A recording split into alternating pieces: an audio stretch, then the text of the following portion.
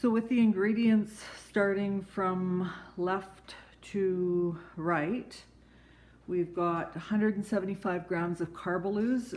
Carbalose is like Carbquik, but without all of the other business that they add into it. So we're just using the Carbalose flour, and we're going to be adding all the other components in there ourselves. So the next one after that is 100 grams of vital gluten.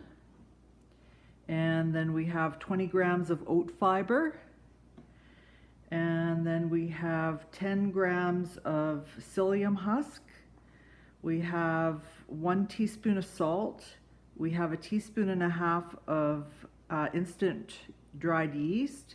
You do not need to proof the yeast if you've kept it either stored in the fridge or the freezer past its expiration date. That's fine. If you leave it on the shelf, you do need to use it before the shelf life expiry date, or if it's getting close, then you might want to proof it, but otherwise this is good to go. Mine is from 2016, and I just baked a batch of naan yesterday and it's still rising. And then you need 1 teaspoon of sugar. Yes, you need to have sugar. No, you don't need to have sugar, but the yeast needs to have sugar. The yeast will use up whatever, that's 1 teaspoon of sugar in 3 cups of dry, essentially. The yeast will use up that sugar. Then you need 1/3 cup of Greek yogurt, and then 2 tablespoons of oil. I'm using a stand mixer because it's just convenient. If you don't have one, you can do this by hand.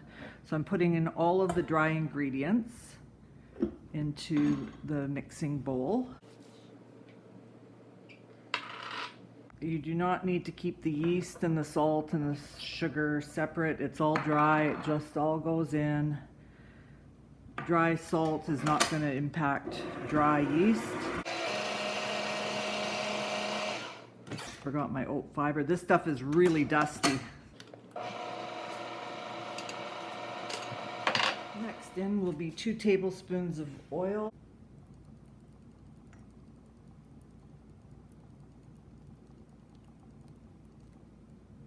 And then you want that oil to get mixed in there. Next will be the 1/3 cup of Greek yogurt.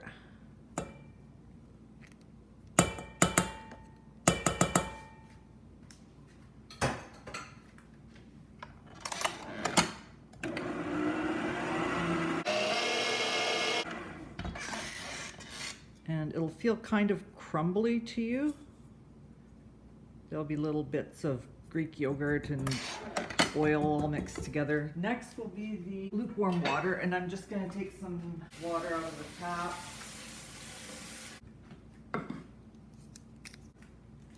That's perfect, anywhere in that range.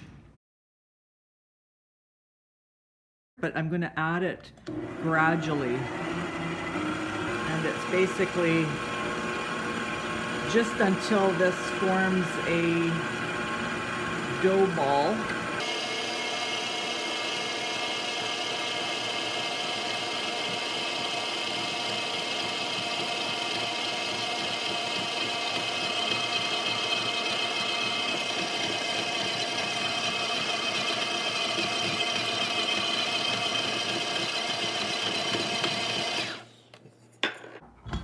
So that's pretty good.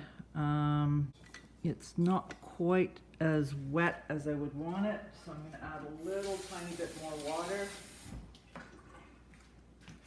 because the fiber will absorb.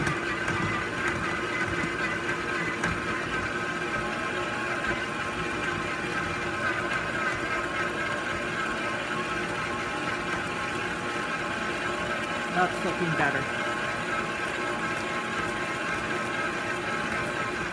Okay, so now what I'm going to do is, so it's a little bit sticky but not too sticky.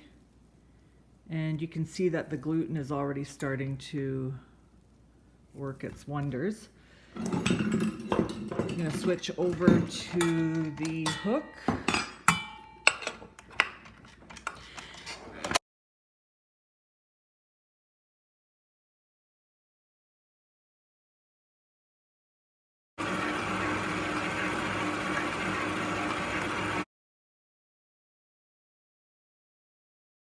So at the end of 4 minutes, you'll end up with, look at the stretch on that.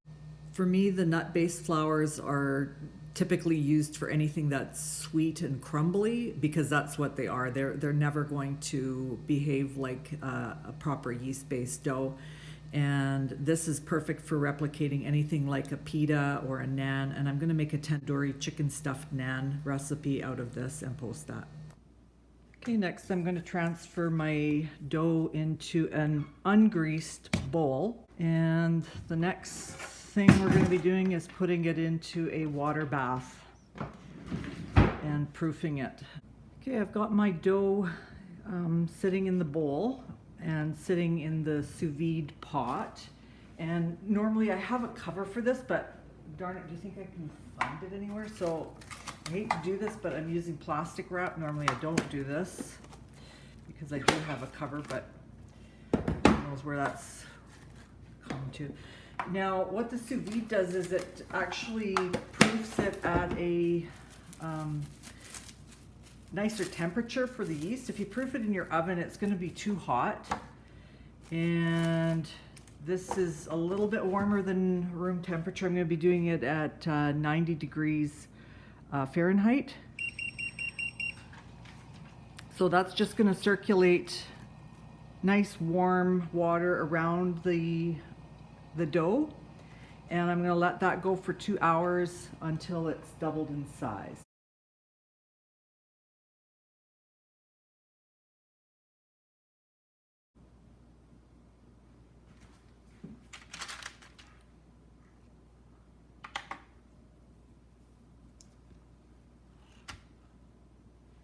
Okay, the next step is to just knead each of these little balls of dough.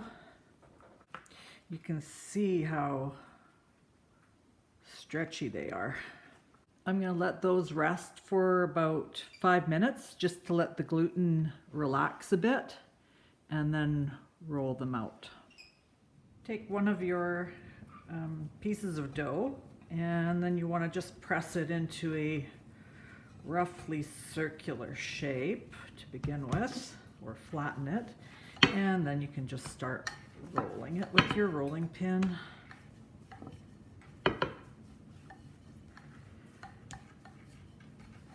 You don't need to add any extra flour to the board.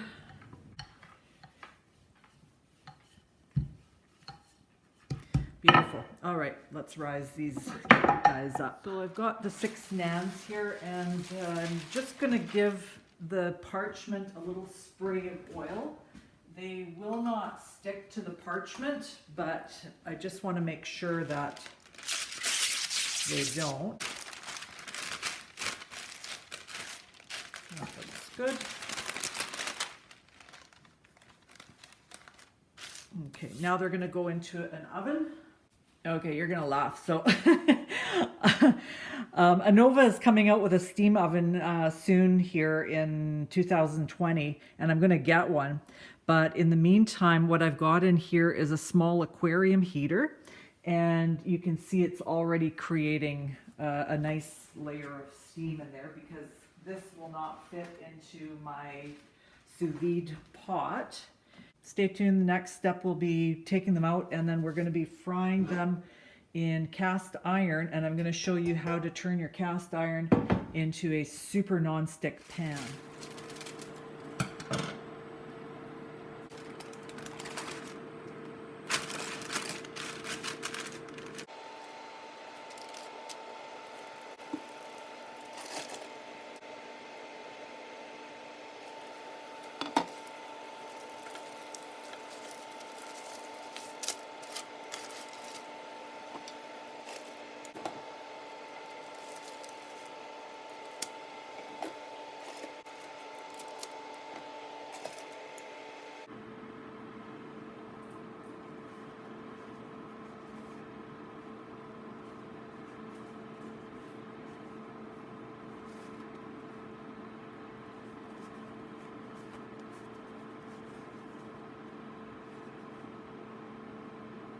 Can't do that with nut flour.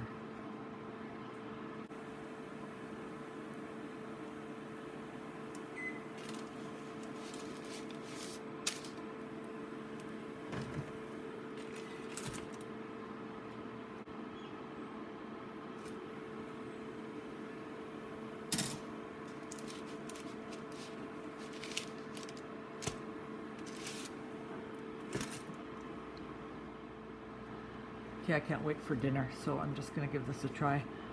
Oh, look at that.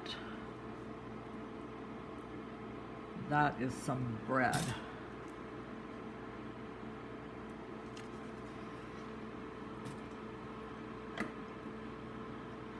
So I challenge anyone who's making pita bread, naan bread with nut flours to come up with something better, honestly.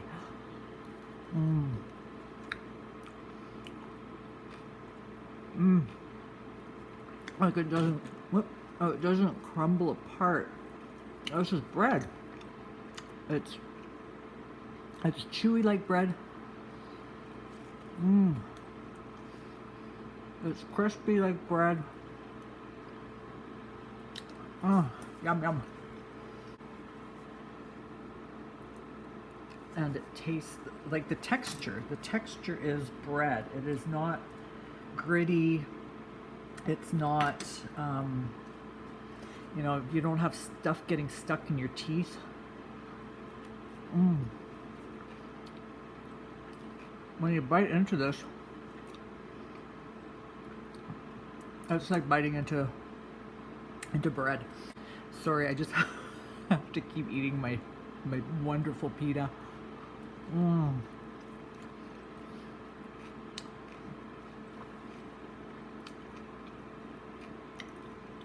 Look at that.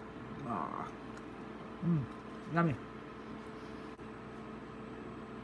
So this would also be really good for a pizza crust.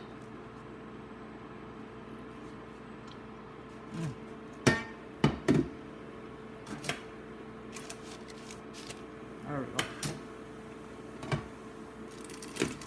Yeah, it would work really well for a pizza crust.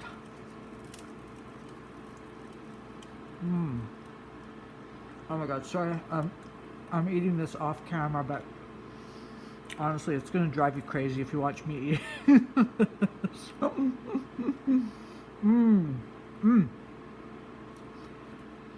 You know how those guys that are making nut bread naan and nut bread pita, and they're going, that's so good?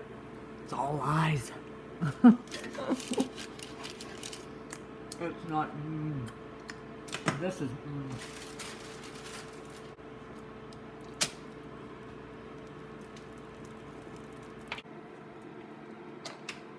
So I'm just cooking my last naan, and I want to just show you how absolutely gorgeous these look. So anybody that's still doing naan or pitas with nut flour, you need to stop that. There's no reason to use nut flours when you have all these other options available to you to make real bread like products. So in the next little while I'm going to be using that dough recipe, and I am renowned for my tandoori chicken stuffed naan, and so I'm going to be doing a tandoori chicken stuffed naan with that dough. So 2 key takeaways from this video is parchment turns your cast iron pan into a no stick pan, and don't settle for nut flours.